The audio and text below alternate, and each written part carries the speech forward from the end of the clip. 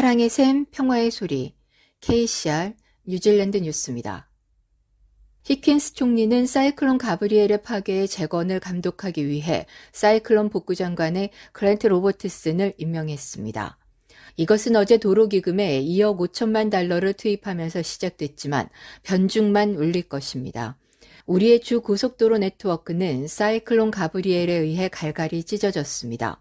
가브리엘의 영향으로 다리가 휘고 언덕이 고속도로로 무너지고 중요한 도로에 진흙이 스며들었습니다. 그것은 전체 지역사회를 차단했습니다. 힙킨스 총리는 피해는 상당하며 적어도 한 세대 동안 뉴질랜드에서 볼 수 없었던 규모라고 말했습니다. 복구 작업의 규모는 상상을 초월합니다. 재무장관이자 현재 사이클론 복구장관인 그랜트 로버트슨은 복구 작업을 필요에 따라 점진적으로 자금을 조달하는 것으로 설명했습니다. 비즈니스 지원 측면에서 정부는 비즈니스를 위한 5천만 달러의 임시비로 시작했지만 해당 자금 이용에 대한 설계와 기준은 여전히 작업 중입니다. 그러나 인프라 비용은 천문학적일 것입니다. 400km의 주 도로망이 현재 수리 중이며 이는 웰링턴에서 타우포까지의 도로 건설 비용보다 더 많은 비용이 소요될 것입니다. 카이코우라 지진 이후 일본 국도의 한 구간은 복구 작업에 18개월이 걸렸고 10억 달러가 들었습니다. 이번 피해는 매우 오랜 시간과 막대한 비용이 소요될 것입니다.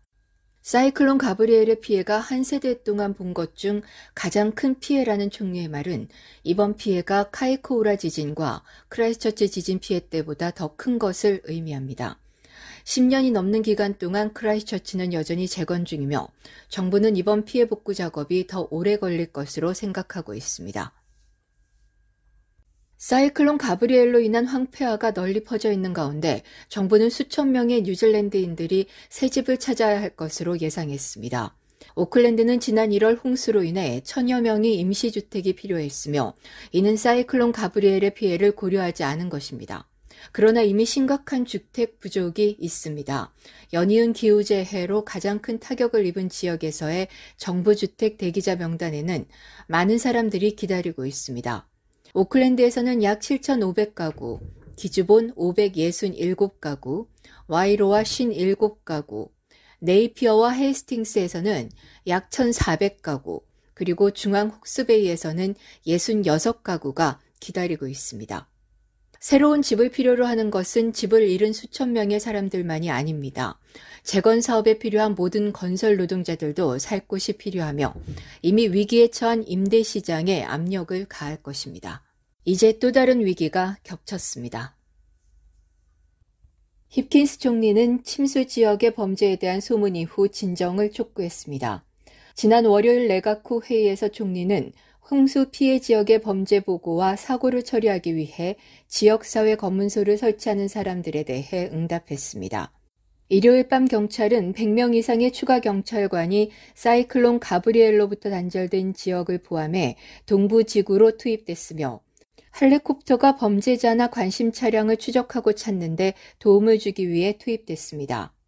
히킨스는 경찰이 혹스베이에서 일반적으로 처리할 것으로 예상되는 것 이상의 범죄 증가를 보고하지는 않았지만 140명의 추가 경찰 병력이 그곳에서 지원하고 있다고 말했습니다.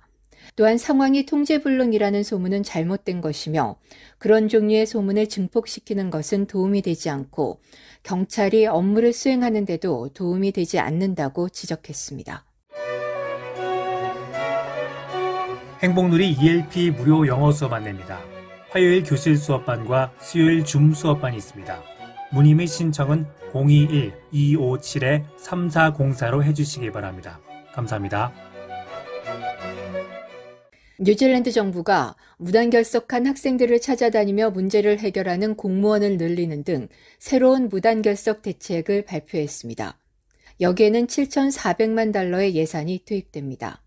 젠 티니티 교육부 장관은 발표를 통해 어린 학생들이 학교에 출석해 배우는 게 얼마나 중요한 일인지 잘 알고 있다며 우리는 출석 문제의 기본으로 돌아갈 것이라고 말했습니다. 티니티 장관은 또한 이를 위해 정부는 새로운 출석관리 공무원 자리를 82개 만들고 자주 결석하거나 아예 학교에 등록되지 않은 3,000여 명의 학생들을 지원하는 출석 서비스에 대한 투자를 늘릴 것이며 출석 자료를 표준화하고 개선토록 할 것이라고 밝혔습니다. 그는 특히 출석관리 공무원들은 출석률이 낮은 학생들이 매일 학교에 나올 수 있도록 부모와 긴밀히 협력하게 될 것이라고 말했습니다. 지난 2015년부터 나빠지기 시작한 뉴질랜드 각급 학교의 무단결석 문제는 코비드19 팬데믹을 겪으며 더욱 심해져 현재 매일 학교에 나오지 않는 학생들이 전체 학생의 3분의 1이나 되는 것으로 알려졌습니다. 주택 경매 활동은 북섬 상부의 사이클론 가브리엘이 가져온 어려움에도 불구하고 지난주 전국적으로 계속 증가했습니다. 뉴질랜드 전역에서 인터레스트.co.nz는 지난주 251건의 주거용 부동산 경매를 모니터링했으며 이는 전주 187건, 그 전주 109건보다 증가한 것입니다.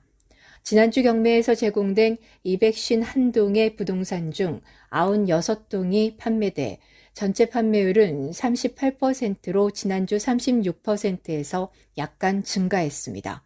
가격은 대부분 약세를 유지하고 있으며 인터레스트.co.nz는 경매에서 판매된 91개 부동산의 등급평가액과 판매 가격을 비교했습니다.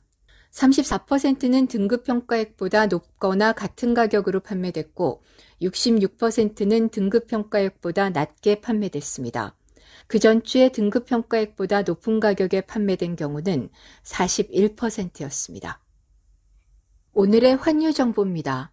뉴질랜드 달러화 대비 원화 기준 환율은 813원 53전, 한국에서 보낼 때 821원 66전, 한국에서 받을 때 805원 40전입니다.